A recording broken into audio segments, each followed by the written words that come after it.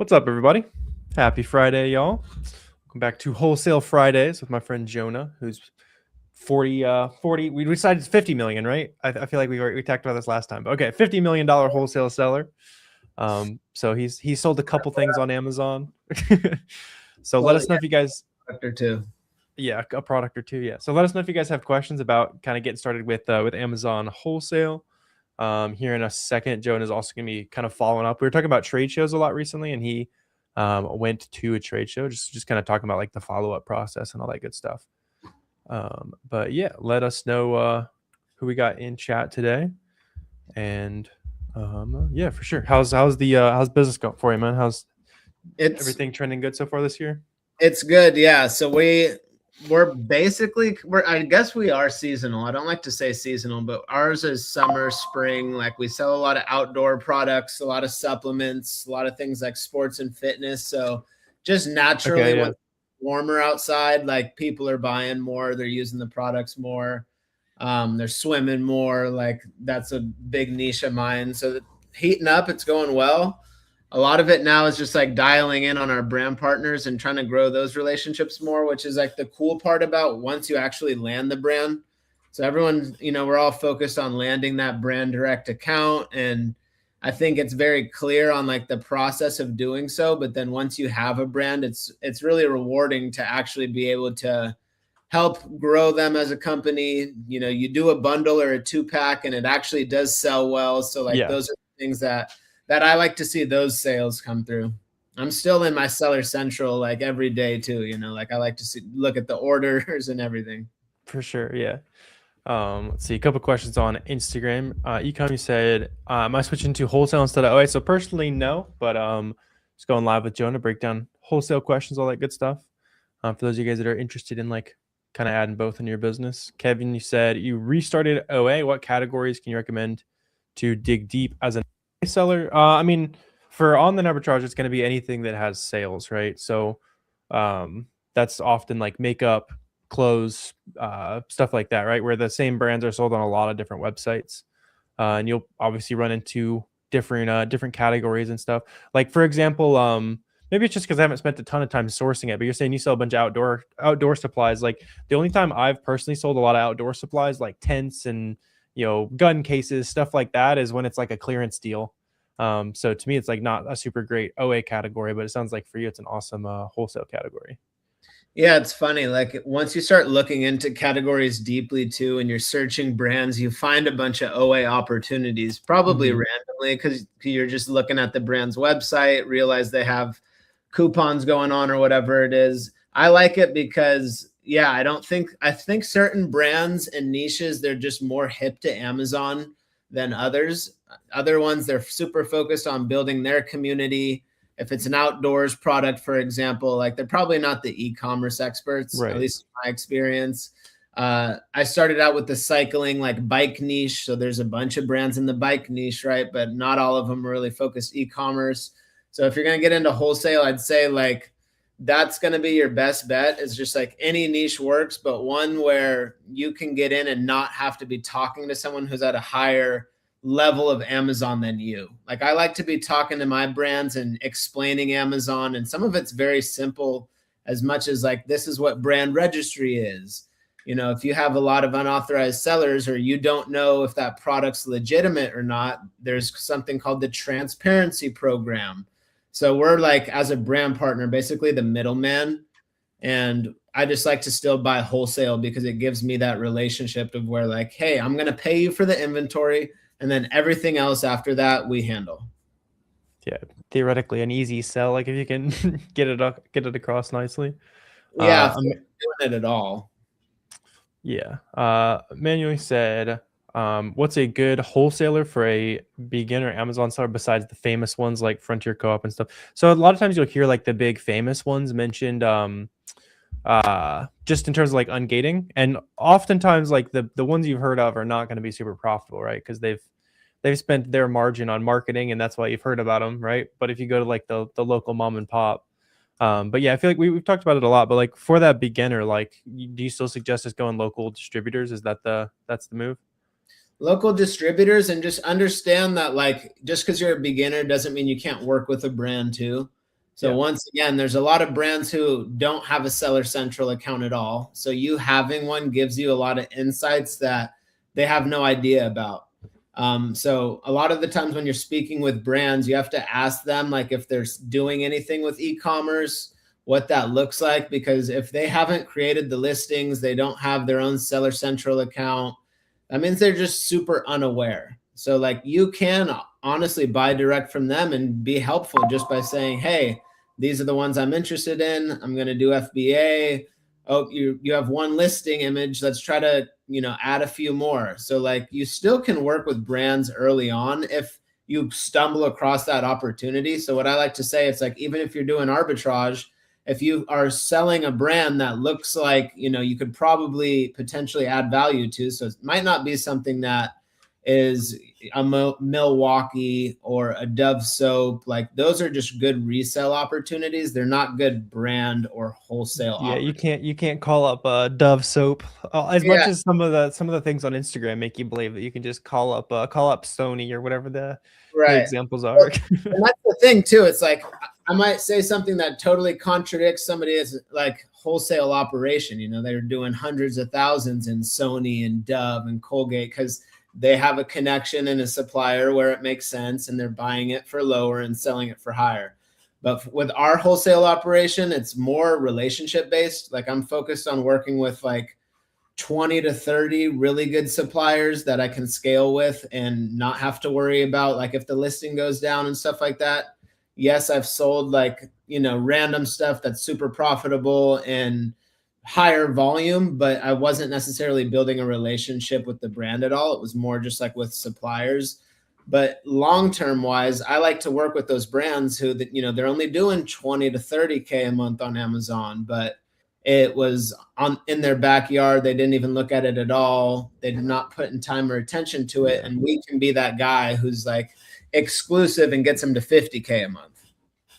Yeah, that's interesting what you're talking about with like the types of brands that are like more focused on building their community and that type of thing, like with the hunting niche or like outdoor niche, like that type of thing. Like those are the type of dudes that are like they're just trying to make their Instagram content and get their like organic stuff, like make their connections at trade shows, and they might not has give a that crap about Amazon. Everybody has that thing of a brand. So some are like super dialed on the product, right? They're only focused on making a good product. They don't really care about marketing it or distributing it, like whatever the thing is. A lot of people are hyper focused on distribution and they don't really care, about where it goes. And so that's like cleaning up supply chain. So every brand is at a different point. But yeah, if you're a brand who Amazon and e-commerce is not your first thing that comes to mind, it's way complex. It's super complex. I don't think a lot of people understand that. They're like, oh, why don't they just do it themselves? It's difficult to do these things, even just to do FBA. A listing has an issue, seller support you're dealing with. Like, that's why I say even resellers, like if you're operating your Amazon selling business profitably and functioning, like that's valuable to somebody who needs that. They just don't understand the channel yet. Yeah, it's a lot to understand, as we all know, getting into Amazon and stuff. For sure. Yeah, and I'll also want to mention, I'll put the link in YouTube chat, but Jonah helps you guys find your first like brand direct account in the first like couple months. If you guys want to reach out and work with Jonah, he kind of helps people get into selling on Amazon via wholesale and scale into the future. They have an awesome community. Let's see, Dennis. So yeah, Dennis, we actually just talked about this at the beginning. So it's actually 50 million. So he's halfway to 100. I assume that's like somewhere in the goals in the back of your mind, right? To be a 9-figure seller. Yeah, I feel like if you're already on that trajectory and like not planning on quitting, it's inevitable, right? So it's not necessarily like a goal where it's like we need to hit it like within X amount of years. Like I'd love to hit it eventually. I'd more just like profitably, sustainably growing, like with even better partners. Absolutely. Yeah. Not just like sprinting to get there. But yeah, so it's cool, man. It's like an operation that we all know works. It's just like different vehicles. You can get there with partners. You can get there by doing wholesale. You can get there owning your own brands, like, and everyone's moving at a slower pace. So obviously I don't think just a sales goal is everybody's goal. Like even if you have a job and you want to make a couple $1,000s on the side. Like you have a different goal, you have a different vehicle. That was why I started. I only wanted to make like, a couple $1,000s a month. That was my thing. Turned into, oh, this could be a whole business model, right? Like, oh, you can hire employees to do that sourcing, and you can hire employees to put the label on the thing. Cause like when you're starting out, you got to learn every single piece of the process, and you learn what you like and what you don't like. But if you're just on the sidelines and you're not doing it at all, you're like kind of think you would like to do that or you wouldn't like to do that, but you don't actually know till you're in it. For sure.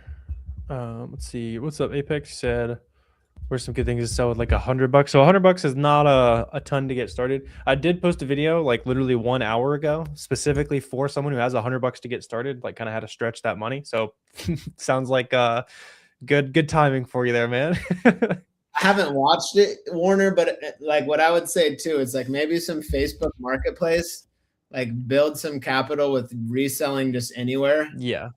And then RA. For sure. Yeah. Do the classic yard sale flipping, sell some stuff on eBay, do what you got to do. Yeah. That's high ROI sure. right there. For sure. Dennis is asking, do you have your own warehouse staff / prep, and what are margins at big scale? Yeah, so we started out, everything was in our house. So we would prep the products, store it in the garage, started scaling. We like subleased a warehouse space, and now we've taken it over. So I basically have it in house, but how I operate is I have partners as well. So we sell to a number of different channels. So I'm able to share my rent on warehouse space too. So I do pay rent on warehouse. If it comes down to it, it's probably like a quarter per unit prep. I was actually looking at that. Like that's pretty low. I've heard much higher from most people with a warehouse. We have we have a lot of high volume units that we sell. That's like this very similar, simple process. So that's been good. I still do a prep center as well, but for the most part, that's what we use there. Margins at scale. So on the product side, we still have good product margins. 20% is kind of our goal. And then after everything, we're trying to net north of 10%. Nice. Yeah. That's I've always heard closer to like 50 to 60 cents a unit for people who do in-house prep. So you guys got things dialed. Yeah, exactly. Well, I started out like subleasing it. It actually subleased from one of my brand partners. So it was a crazy situation. She saw our operation and we were selling from the garage, and she was like, "You guys want to like use some of our space?" And this is before we were even like Amazon exclusive with them. And so that's why I say it started out like I was kind of piggybacking on other people's warehouse space. So I have a good setup there, and structured it to where that still goes on to this day. Nice. Yeah. No reason to get your own thing from scratch there. Probably comes with some management benefits there too, obviously. Not having Absolutely. to do That's why I ended up landing them. Like it literally took 18 months of like back and forth asking about their setup. That's why I heavily promote like anything local, any personal connections, any way you can just like ask questions. Like I was asking so many questions about their setup. They were working with an agency. So a lot of brands have this like on Amazon today. They're either paying somebody in-house to manage Amazon, which, as you know, can be very expensive if it's a US body, health insurance, they have to deal with all that, and if the person's even good or not. Right. Or you go agency route, but like they were paying, $5,000 to $7,000 per month was the retainer. And then on top of that, you have to pay for logistics. So your own 3PL, they were paying to ship the product to the prep center that was utilizing them. So like our first way we won them over was, okay, you won't have to pay for 3PL bills. You won't have to pay to ship the product anywhere. How did it take them 18 months to close if that was their original deal? Like when you have no case studies and no experience. Yeah, that's fair. And this is a bigger brand too. This is still my biggest brand to this day. But how it started out was like they weren't just going to hand you an exclusive overnight. Yeah. Okay? Like, and that's something that I really do push and tell people. Like everyone wants an exclusive deal, but sometimes that just starts as just general wholesale, general reselling. So if you're a reseller and maybe you're one of 10 authorized guys, how do you get that to more like exclusive Or, this is business too. Like at the end of the day, I don't want to share the listing with 10 to 20 other sellers. So I'm not going to do any like dirty, like shady stuff to get you off, but I am going to say to the brand, like, why are these guys on the listing? What are they doing? What value are they adding? And they might say, oh, actually, I don't know who that guy is. And this guy, he's been buying from us for 10 years and it's a legacy distributor, blah, blah, blah. But if he's not adding value and he's only reselling, it's like, but I want to do this 2-pack. I want to do these bundles. Like those are things you bring to the brand and then you offer to do it for them. And in return, you have exclusivity on those listings. Do you ever run into any issues with the bundle rules and stuff on Amazon? I assume no, because you have brand registry access, but no, yeah. Once you get brand registered, you're past most of that. And then you can get a letter of authorization from the brand. Yeah, makes sense. Yeah, and that kind of ties into what Jonah was just talking about there, but finding those first wholesale products, something kind of you're just saying like start just trying with those OA brands you already carry, start with those the low hanging fruit, the suppliers in your area, what products you already know about, that kind of thing. Yep. And depends what your skill set and like what you're open to doing is. Any trade show, 100% I would recommend. Like you're going to see hundreds, if not thousands of vendors. They're all actively trying to sell their product. That's the point of a trade show. So you can open up relationships there and it's super, super low barrier of entry. For sure. Yeah. And that's what we were talking about a little bit before. You're mentioning now that you went to the trade show and what does that follow-up process look like now? Yeah, so trade shows are really fun. They're definitely overwhelming though. Like there's just a lot that's going on within a couple of days, especially even pre-planning, post prep, like getting home and everything for them. So what I like to say is like wait a couple weeks. You should email them 100% directly, like within 24, 48 hours, like after you're meeting people face to face. Send them an email, send them a text, make sure you're connecting like right then and there. But then like wait a week and then send them to like really follow up and move the needle forward. Cause it's like people do just, they're probably getting contacted by a lot of people within the first week or two. So don't get your feelings hurt if you had a good conversation and then like it doesn't lead anywhere soon. Like this is, I think people really like give up too quickly with sales in general nowadays. Like the amount of push that goes into getting people to make a change and make a decision is a lot, especially if you know they need to. So if it's an old business, there's a lot of trade shows that have old brands, old companies. They might have been doing their thing for a while, and it's you look at the Keep It chart and it's been on Amazon. It's just fluctuating and never had one consistent seller. So they know about it. They just don't know like what to do, or else they would have done it already. So we like to position it even in person. It's like, we do all of this for you. And it's like, no, we're not an agency, which most people are going to charge you, $5,000 a month for this. We make our money when we sell the product. So we are heavily invested as wholesale sellers carrying the inventory. When I'm buying from you, you get guaranteed profit up front. So like a lot of people, they hear this message and they take it really positively actually. And the e-commerce, like no Amazon thing, it isn't as big as you think because there's so many new brands that are popping up left and right, and brands that maybe weren't open to it previously and now they know it's not going anywhere and they've been hearing the same people for 5 years on this. And then they just you just got to catch them at the right time when they're like ready to hear it, kind of thing.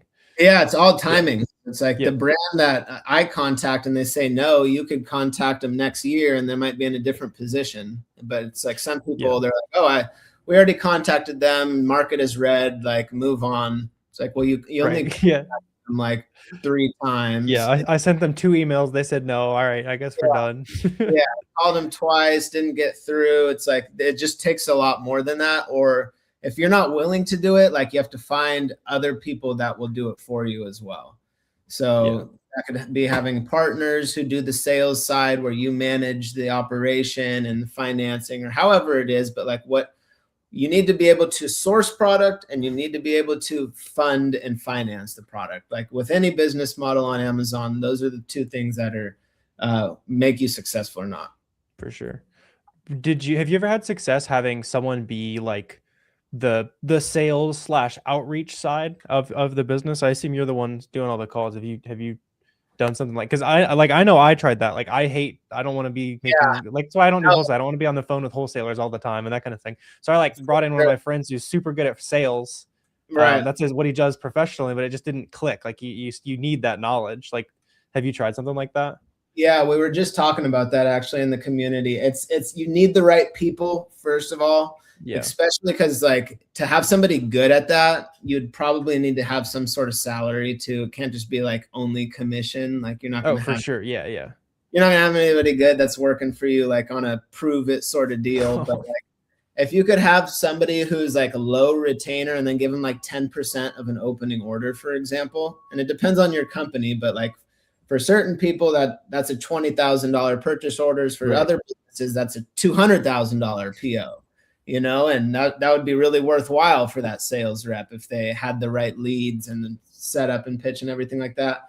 When we started, we'd give $500 to $1,000 for per lead. So I was a sales rep starting out. I worked for one brand. And I realized like sales reps, you could make good money, but you didn't own anything. You were always like, depends what you were selling to. Like I was selling bicycle parts, which there's no money in, and you're selling to these broke bike shops who really like, they're not going to spend any real money with you. Um, when you're selling something like what we're doing, like on a wholesale purchasing side of things, number one, I do think it's way better than like cold calling selling, because think about it, I want to buy your product. So it's like I'm selling you on why you should sell to me. Some brands are like, sure, bro, like you don't need to pitch me all this stuff. Like you want to buy my stuff, like here's the price sheet. There you go. Like get what you need.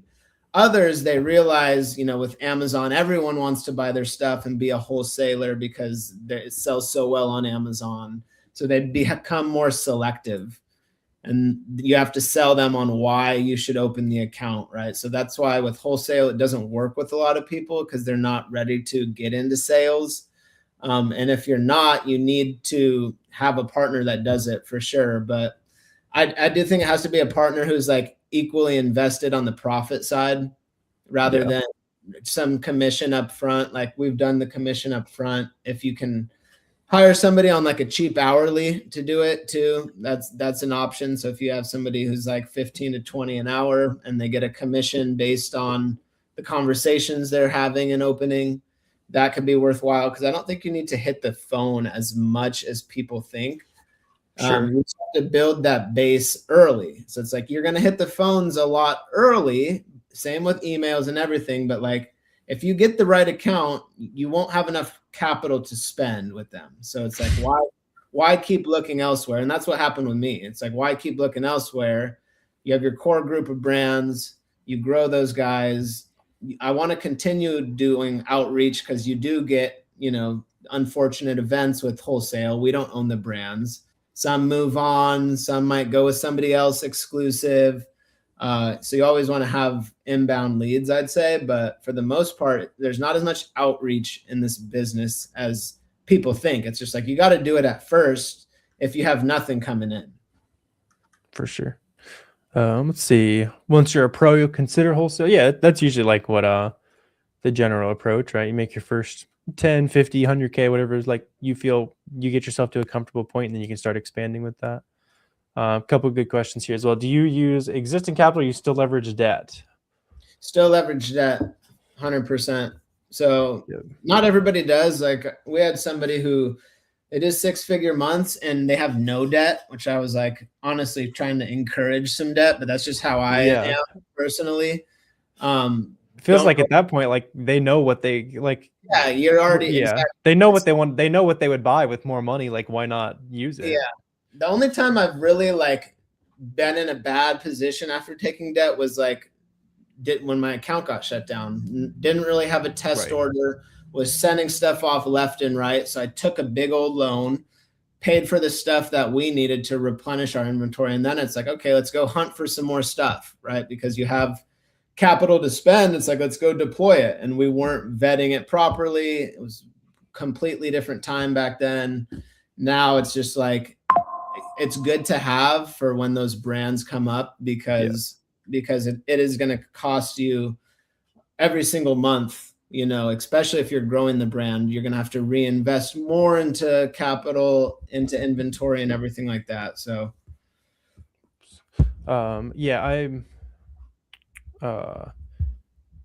yeah, like you need to know like exactly what you're gonna buy at before you yeah. start taking advantage of that. A lot of people will come in and just like go crazy with it. But I do feel like you were saying like you were going a little hog wild with the debt or whatever for a while. Like I feel like everyone who like scaled aggressively for any period of time has that period where it's like I bought a bunch of crap during those couple months or Oh, that yeah. year, or like when you're just like testing, you're throwing anything at the wall. Like Yeah, because you have a proof. That's when you have proof of concept, right? So you overcome the fear of like, okay, you're giving your credit card. Here's my credit card, VA. Like, go and spend right, it. yeah. You know how it is too. It's like once you have that system, it's just checks and balances. Yeah, you're gonna lose sometimes. Like, doesn't matter. Even if you're the buyer and looking at Yeah. everything, you still would lose sometimes. So there's a certain person that the Amazon reselling model works for, and it's definitely, you have to be able to be open to risk, right? Like, because we don't own these products, we don't own these brands, it's not our playground. So there's a lack of control for sure. I just, with the brand and wholesale side of things, I realized I don't even have to own the brands. I just have to know the process better than the brand does, and then I'll be relevant. Yeah, it's a good way of putting it. So do you mostly just cold call them? Yeah, cold calling and going to trade shows. Do you ever do just email outreach, or do you always call first? Yeah, for sure. No, we do a Okay. bunch of emails still. So we'll send like mass email blasts. Do you do that And first? Is that like step yeah, one? Okay, yeah. cool. So, and we have no problem like doing email, contact form, and calling them. So Yeah, it's even if we're already having a conversation in email, you also can call the person, or because a lot of times they're going to point you one way or another, anyways. So do it all. for What's sure. mainly important is finding decision makers. So it's like, if you're on the phone, who is it? Is it a decision maker or not? If you're emailing them, is it somebody who can actually approve your account or not? Makes sense. See, how do you get capital? The best ones have been through Amazon for you, right? Yeah, the biggest ones for sure. The best ones when we needed them and just fast was Amazon lending, but Mm-hmm.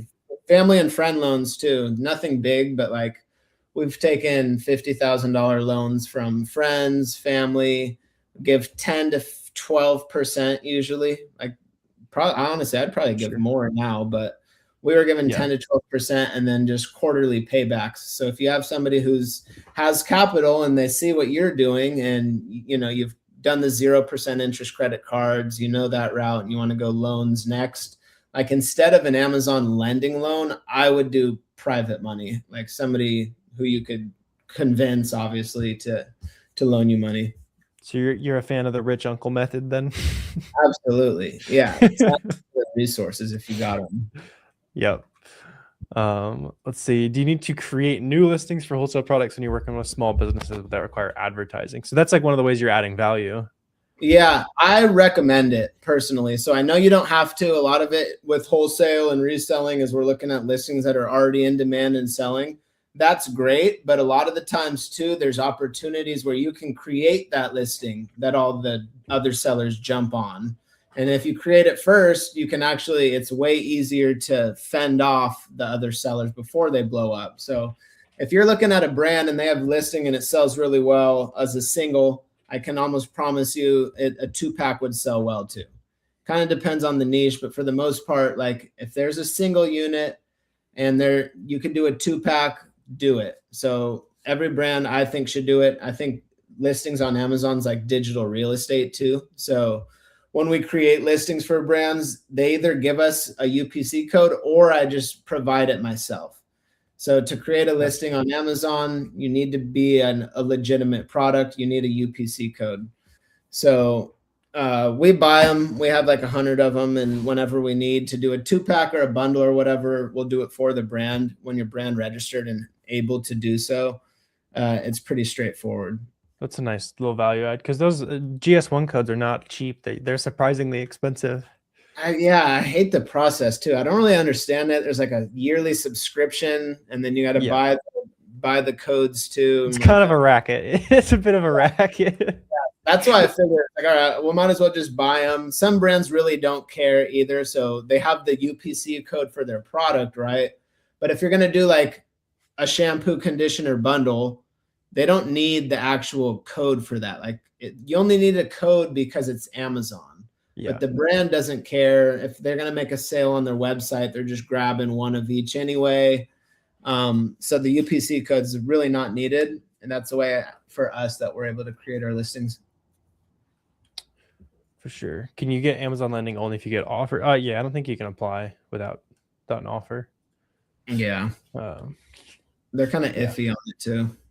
Yeah, they'll just go based on like how much you're selling. I've usually seen it get offered like a year-ish into your store, sometimes sooner if you like aggressively scale, which I know you are, Dennis. So like, I'm not remembering exactly how long you've been at streams and stuff, but I think you're probably coming up on when you might start getting some offers. Yeah, my first offer I think was like $12,000 from Amazon lending. Yeah, mine was like nothing crazy. But yeah, Dennis is also like 15, so that's gonna like check with your parents and stuff before you take out like a $20,000 loan in their name or something. But yeah, because the Amazon lending ones, you got to pay them back so soon. So yeah, like you get the money, but month one it's already due. yeah, that's why the rich uncle method's good if you can participate. Yeah, we do quarterly. So quarterly is preferred for some people because they want to like see money back, obviously. Yeah. But some people don't care. Just do annual. I don't have like a big investor though, which is why I'm still in cash flow issues. So here we are. Those are better problems to have than product sourcing problems, though. Yeah, I'd agree. Just different Yep. problems, because if you run into an actual hurdle on the finance side, then I'd argue that's the worst problem. Yeah, for sure. Sweet. Good. Probably a good spot to wrap up there for the day. I'll put it in chat again, but if you guys are like, especially if you're existing online arbitrage sellers, Jonah can kind of work with you, help you find your first brand direct account, give you a bunch of support. They do calls, all that kind of stuff. If you want to click that and start working with Jonah, if you're serious about getting into wholesale, see, you turned 16 last month. Happy late birthday. So yeah, I mean, still crushing it for your age. But yeah, for any of you guys that want to get into wholesale, reach out to Jonah through that link in the comments or down below.